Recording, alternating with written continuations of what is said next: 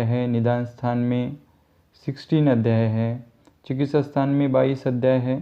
कल्प स्थान में 6 और उत्तर तंत्र जिसमें 40 अध्याय है। कुल मिलाकर 120 अध्याय अष्टांग हृदय में है।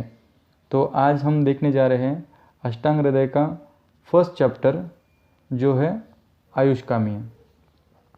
आयुष्कामीय इस नाम से ही हमें समझ में आता है कि आयुर्वेद का प्रयोजन क्या है, और अष्टांग हृदय ने फर्स्ट अध्याय में ही उस प्रयोजन को अच्छे से बताया है। आयु कामीय मतलब लंबी आयु की कामना करना। तो जैसे कि भारतीय परंपरा में कोई भी शुभ कार्य शुरू करने से पहले उसके प्रारंभ में मंगलाचरण करते हैं, तो उसी तरह अष्टांग हृदय में भी मंगलाचरण से शुरुआत की गई है। देखते हैं। रागादि रोगान सततानुशक्तान अशेषकाय प्रसुत शेषान औत्सुक्य मोह अरतिजंघान यो पूर्व वैद्य नमोस्तु तस्मै। तो जैसे कि श्लोक में बताया है कि रागादि रोगान यानी राग आदि रोग जिसमें lust, anger, greed, jealous, selfishness, ego, ये सारे जो अहंकार आदि जो रोग है, जो सततानुशक्तान हमारे शरीर को सतत कंटिन्यूअस डिसीज़ बनाते हैं या रेस्टलेस बनाते हैं, तो ऐसे रोग को जिन्होंने अशेष नष्ट कर दिए हैं, जो कुछ भी बचे नहीं हैं, तो ऐसे वैद्य, अपूर्व वैद्य जो कभी नहीं हुए सुप्रीम फिजिशियन, उनको नमन करते हैं और उनको नमन करके इस अष्टांग हृदय के रचना को शुरुआत करने जा रहे हैं। तो ये श्री वाग्भट जी का मंगलाचरण के बाद में हम देखते हैं नेक्स्ट श्लोक। आयु कामयमानेन धर्मार्थ सुख साधनम आयुर्वेदो उपदेशेषु विधेय परमादरम। यहाँ पे clear cut purpose of life बताया गया है कि जिसमें धर्म, अर्थ, काम और मोक्ष, यानी ये क्या है, ये है पुरुषार्थ।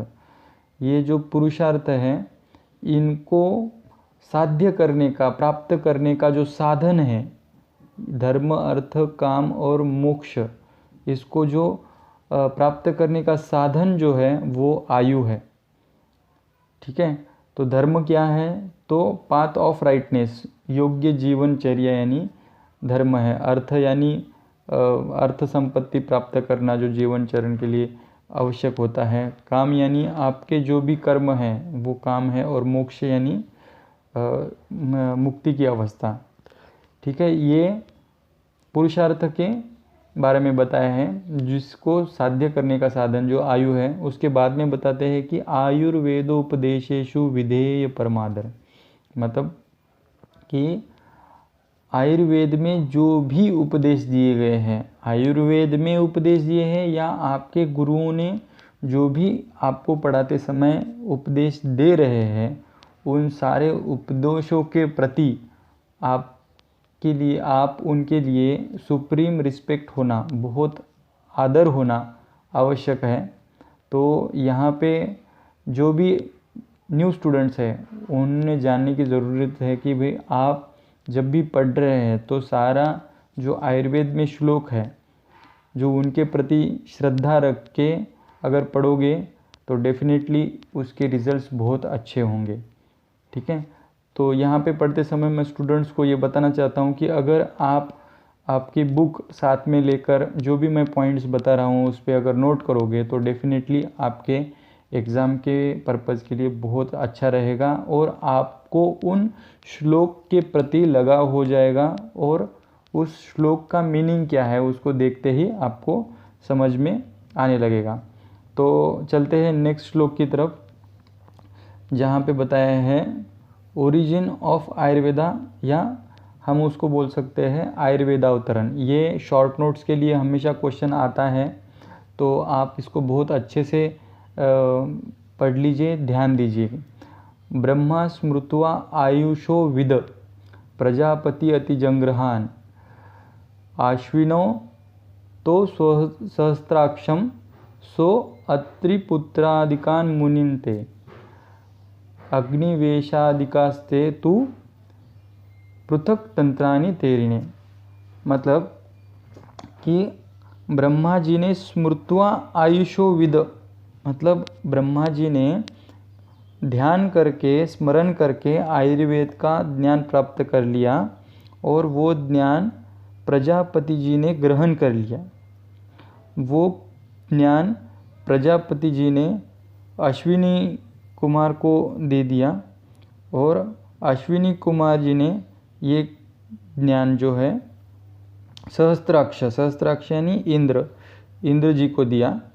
फिर वो जो सहस्त्राक्षनी ज्ञान लिया हुआ था वो अत्रि पुत्रिकान मुनिन, मतलब अत्रेय आदि मतलब अग्निवेश भेड़ इत्यादि ऋषियों को वो पढ़ाया और ऐसे अग्निवेश आदि अलग अलग पृथक पृथक तंत्र निर्माण हो गए।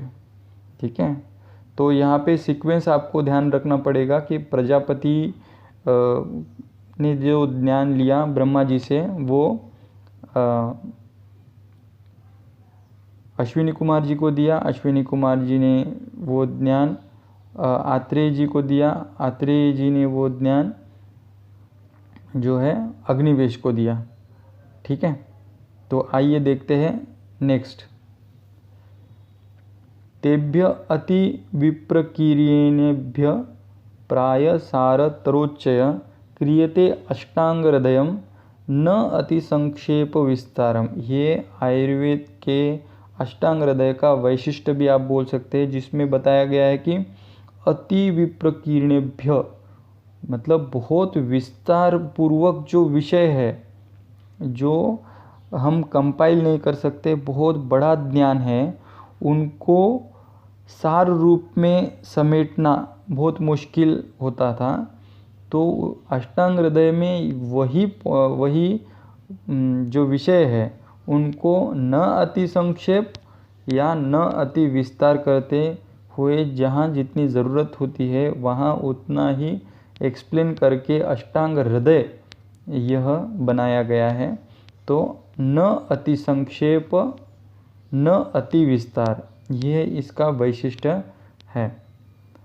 नेक्स्ट श्लोक है जिसमें हम देखेंगे अष्टांग हृदय के जो अष्ट अंग है उसके बारे में बताया है, या फिर ब्रांचेस ऑफ आयुर्वेदा यहाँ पे एक्सप्लेन किए गए हैं।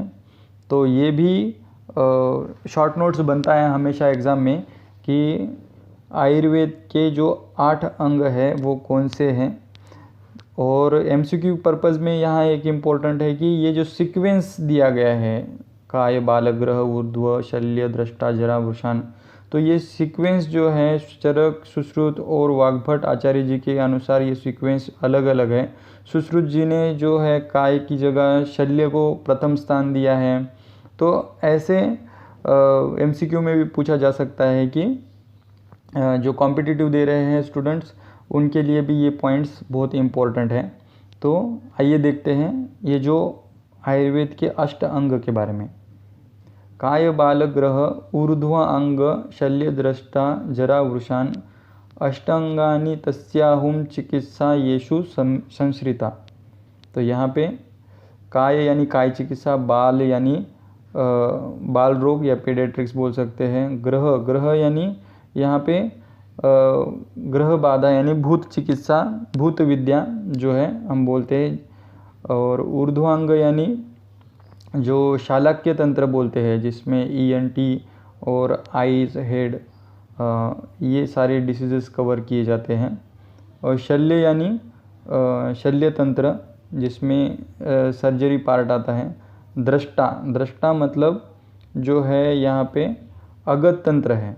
दृष्टा यानी अगत तंत्र। यहाँ इम्पोर्टेंट चीज़ यह है कि हर एक चरक संहिता सुश्रुत संहिता में अगत तंत्र के लिए अलग अलग शब्द आए हुए हैं। तो दृष्टा जो है आचार्य वाग्भट जी ने यूज़ किया है। दूसरे अध्याय में आपको विषगर बाधा, ऐसे ऐसे वर्ड्स मिल सकते हैं। तो ये भी इम्पोर्टेंट है कि आपका अगतंत्र किस रैंक पे है, 6th रैंक पे यहाँ पे आया है, तो ये भी MCQ बन सकता है। तो आगे जो है जरा वृषाण, जरा यानी वार्धक्यजन्य होने वाले जो बीमारी है उनको दूर कराने के लिए जो ट्रीटमेंट रहती है वो रहती है रसायन। तो जरा यानी रसायन चिकित्सा और वृष यानी वाजीकरण।